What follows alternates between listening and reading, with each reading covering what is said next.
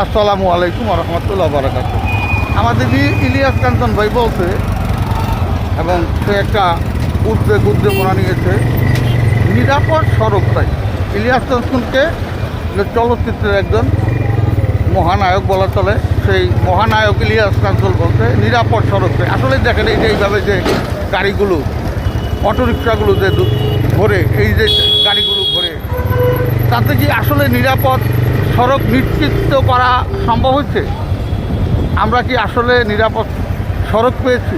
আমরা কি আসলে যারা পথচারী আমরা কি নিরাপদে চলতে পারতেছি? আমরা যারা পথচারী আমরা কি কখনো এইরকম চিন্তা চেতনা নিয়ে সময় অতিবাহিত করি যে আমাদের নিরাপদ সড়ক প্রয়োজন? এই দেখেন এইসব যদি এইরকম রাস্তায় চলে, এই দেখেন ট্রাক রিক্সার ভিতরে ঢুকে গেল,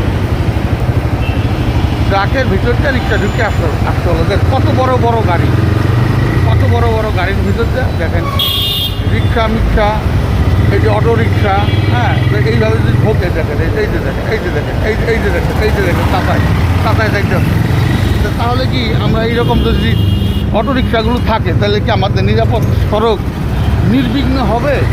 কোনো দিন এই দেখেন, এই যে কোনো সিগন্যাল নাই, দেখেন এই যে কোনো সিগন্যাল নাই, ঢুকে গেল। কোনো ডাইনে যাবে বামে যাবে কোনো সিগন্যাল নাই, কিন্তু কোনো লোক সিগন্যাল দেয় না। সিগন্যালবিহীন বাংলাদেশে সব চলে। এই তাহলে নিরাপদ সড়ক আসলে কবে সম্ভব হবে এই বাংলার মাটিতে? আর বাংলাদেশের মানুষ নিরাপদ সড়কে নির্বিঘ্নে নিরাপদে চলবে, এই কথাগুলো নিয়ে আমি আপনাদের কাছে প্রতিদিন এসে থাকি, আপনাদের কাছে আসি একটা কারণ, নিরাপদে মানুষ থাকার কী কী প্রয়োজন। নিরাপদে থাকতে গেলে আপনার মোটরসাইকেল চালাবেন গতিবিধি ফলো করে চালাবেন, সিএনজি চালাবেন গতিবিধি ফলো করে চালাবেন, এই যে মাইক্রোটা চালাচ্ছেন গতিবিধি ফলো করে চালাবেন, ট্রাক চালাবেন গতিবিধি ফলো করে চালাবেন। যদি আপনি নিয়ন্ত্রণে না চালান তাহলে কখনোই নিরাপদ সড়ক আমরা এই দেশের মানুষ আসলেই পাবো কি না প্রশ্ন দেশ এবং দেশের প্রতিটি নাগরিকের কাছে।